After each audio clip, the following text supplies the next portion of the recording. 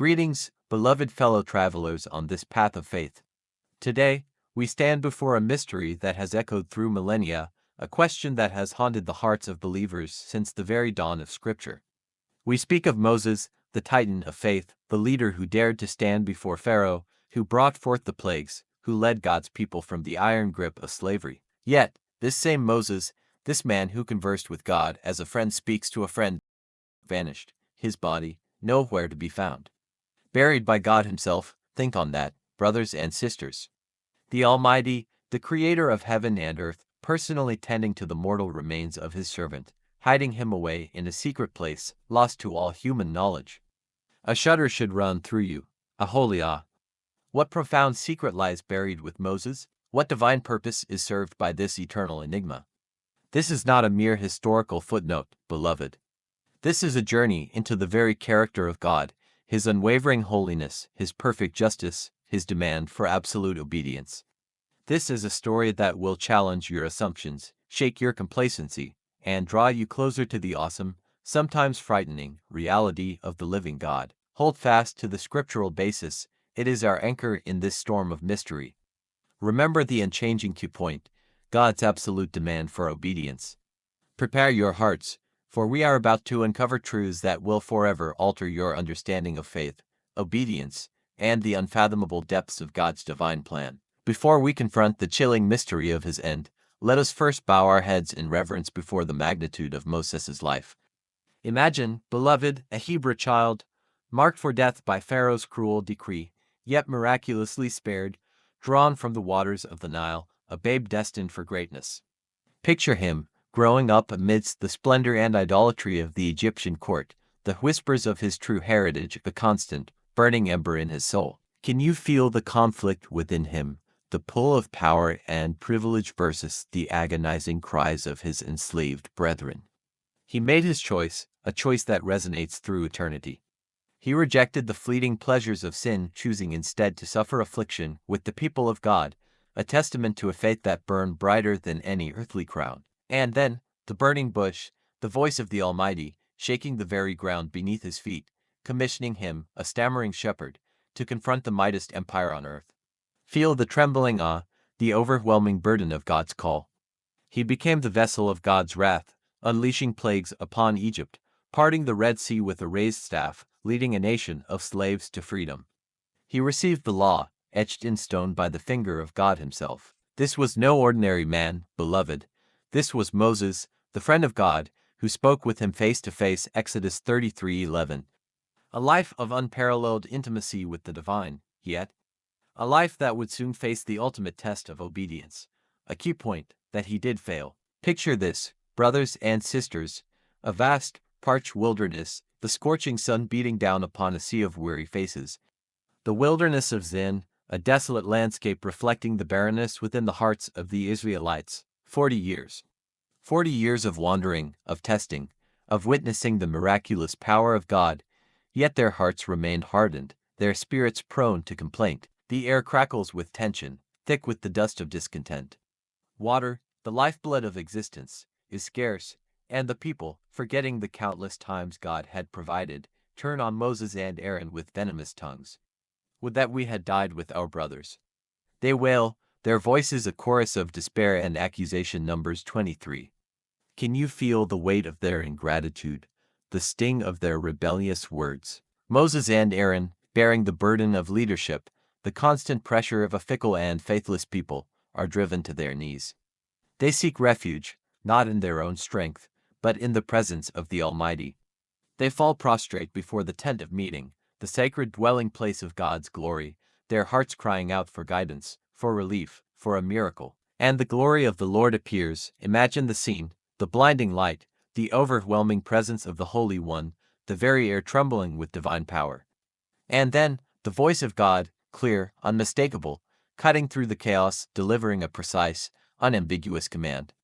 Take the staff, the Lord instructs Moses, and assemble the people, you and Aaron your brother, and speak to the rock before their eyes. It will yield its water. Numbers 28. Speak to the rock. Not strike, as before. Speak. This was not a mere logistical instruction, beloved. This was a test. A test of obedience, a test of faith, a test of whether Moses would truly trust in the power of God's word alone. The rock, as we shall see, held a profound, symbolic significance, a foreshadowing of the very source of our salvation. The seemingly simple act of speaking, rather than striking, was laden with eternal consequence. This, my friends, was the crucible, the moment of decision, the test that would define Moses' legacy. The scriptural basis, found directly within the pages of the Bible. The stage is set, the people, a sea of thirsty, desperate faces, gathered before the rock. Moses, the man of God, stands before them, staff in hand, the weight of leadership, of their incessant complaints, pressing down upon him. The command of God rings in his ears, speak to the rock, but something is amiss. Something dark and dangerous stirs within him. Can you sense the inner turmoil, the battle raging within his soul? Years of frustration, of bearing the burdens of a rebellious nation, of witnessing their faithlessness time and again, begin to boil over. The pressure, the relentless pressure, mounts, and then it breaks. Instead of the calm, measured tones of obedience, a torrent of anger bursts forth. Listen now, you rebels. He cries, his voice laced with the pain and frustration that echoes through the ages. Numbers 20:10. And then, the fatal question, dripping with a subtle, yet devastating, pride. Shall we bring water out of this rock for you? We, not God. We. In that single word, the seeds of transgression blossom. The staff, meant to be an instrument of obedience, becomes a weapon of anger. He raises it high, and with a surge of pent-up emotion, he strikes the rock, not once, but twice. The sound reverberates through the wilderness, a harsh, discordant note in the symphony of God's plan. Water gushed forth, abundant and life-giving, but the miracle is tainted. The victory is hollow, for in that moment of impulsive rage, Moses disobeyed. He defied the explicit command of the Almighty. He failed to sanctify God before the eyes of the people. He, however subtly, claimed a share of the glory that belonged to God alone. And the consequences, beloved, would be devastating. The key point, a small action can lead to devastating outcomes. To truly comprehend the depth of Moses' transgression, beloved, we must journey beyond the immediate scene, beyond the parched throats and the gushing water. We must delve into the very heart of God's redemptive plan, a plan woven through the tapestry of Scripture from Genesis to Revelation. We must understand the profound, earth-shattering theological significance of that rock. The Apostle Paul, writing with the very breath of the Holy Spirit, unveils a truth that should leave us breathless. He declares, in 1 Corinthians 10:4, that the rock which followed the Israelites in the wilderness, the rock that quenched their thirst, was not merely a geological formation. It was a spiritual rock, a pre-incarnate manifestation of Christ himself. They drank from the spiritual rock that accompanied them, and that rock was Christ. Let that sink in, brothers and sisters. The rock was Christ. A foreshadowing, a type, a visible representation of the one who would one day be struck for our transgressions, the one from whom the living waters of salvation would flow. In Exodus 17, God commanded Moses to strike the rock, a prophetic picture of the crucifixion, of Christ being smitten for our sins. But at Meribah, the command was different. Speak. Why? Because Christ, our rock, needs only to be spoken to in faith. His sacrifice was once for all. Hebrews 7:27. He was struck once, suffering the full wrath of God, bearing the weight of the world's sin. To strike the rock again, as Moses did, was to symbolically re-crucify Christ, to deny the sufficiency of his sacrifice, to trample upon the very foundation of our salvation. This is not mere symbolism. This is a foundational truth. Moses, in his anger and pride, not only disobeyed a direct command, he disrupted the divine metaphor. He obscured the glorious truth of Christ's finished work. He failed to present to the people, and to us, the clear, unblemished picture of the one who is our rock, our Redeemer, our only hope. The key point and scriptural basis remain central to this section. His actions, born of human frailty, cast a shadow upon the eternal truth of God's grace. This is why the consequences were so severe. The water flowed, the people drank, their immediate thirst was quenched. But a far deeper thirst, a spiritual thirst within Moses, was about to be ignited. For in the wake of his disobedience, the voice of God, the same voice that had thundered from Sinai, spoke words of judgment, words that would shatter Moses' earthly hopes. because you did not trust in me, to sanctify me before the eyes of the Israelites. You shall not bring this assembly into the land that I have given them. Numbers 20:12. Imagine the weight of those words, beloved, the crushing blow, 40 years. 40 years of wandering, of leadership, of enduring the complaints and rebellions of a stiff-necked people. 40 years of carrying the promise of God in his heart, the vision of the promised land shimmering before him. And now, denied. Can you feel the heartbreak? The profound sense of loss, the dream, so close, yet ripped away by a single act of disobedience. This was not a capricious God, acting out of spite. This was a holy God, upholding his own righteous standards. This was a just God, demonstrating that even the greatest among us are accountable for our actions.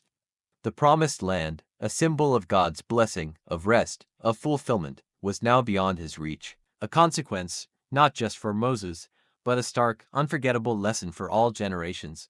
Obedience to God is paramount, and even seemingly small transgressions can have eternal repercussions. The key point echoes, that of consequences, but the story, beloved, does not end with Moses' death and burial. It plunges us, headfirst, into a realm beyond our comprehension, a realm of spiritual warfare, of cosmic conflict, a realm where angels and demons clash in battles that determine the fate of souls. We turn to the book of Jude, that small but explosive letter, a single chapter packed with profound truth. And there, in verse 9, we glimpse a scene that should send shivers down our spines. But even the archangel Michael, when he was disputing with the devil about the body of Moses, did not himself dare to condemn him for slander, but said, "The Lord rebuke you." Jude 1:9. Stop. Breathe that in. Michael, the archangel, the warrior prince of heaven, in direct confrontation with the devil himself. And the object of their contention, the body of Moses. What is this, beloved? What unseen battle raged over the mortal remains of this servant of God? Scripture does not fully reveal the details, leaving us to stand in awe and wonder at the mystery. Was the devil, the accuser of the brethren, attempting to claim Moses' body due to his sin at Meribah? Was he seeking to prevent a resurrection, a foreshadowing of the ultimate victory over death? We do not know the full answer, but we do know this: even in death, Moses was a figure of immense spiritual significance. His life, his obedience, and his disobedience were all part of a larger, cosmic drama. And this battle, this clash between the forces of light and darkness, reminds us that we too are engaged in a spiritual war, a war for our souls, a war that demands our vigilance, our faith, and our unwavering reliance on the power of God. The dust settles, the echoes of the wilderness fade. But the lessons of Moses, etched in the sacred text, remain, burning bright with eternal relevance. What, beloved, are we to take from this profound narrative? What truths must we carry in our hearts as we navigate the wilderness of our lives? First, the uncompromising necessity of obedience. Moses, the friend of God, faltered in a single moment of disobedience, and the consequences were severe. Let this be a stark warning to us all. God's commands are not suggestions, they are the very pathway to life. Second, the unwavering power of faith. Moses doubted, and the promised land slipped from his grasp. We must trust in God's promises, even when the path ahead seems dark, even when our own strength fails. His word is true, his faithfulness unshakable. Finally, the essential virtue of humility. Moses' fleeting pride, his subtle claiming of God's glory, led to his downfall. Let us remember, always, that we are but vessels, instruments in the hands of the Almighty.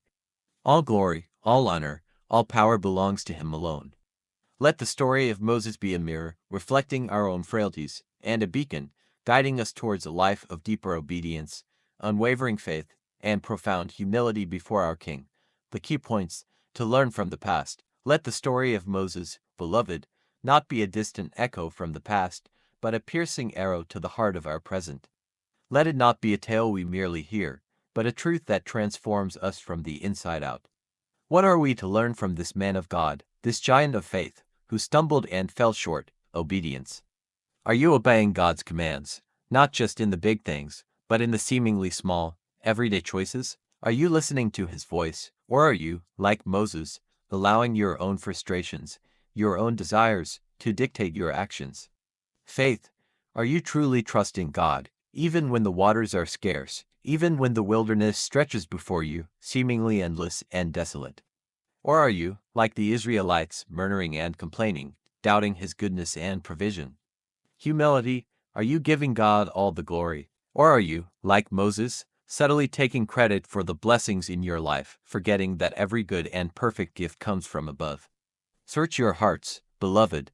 Let the example of Moses be a warning, a challenge, and an inspiration. Let it drive us to our knees in repentance, and lift us up in renewed commitment to walk in obedience, faith, and humility before our God. The key points remain.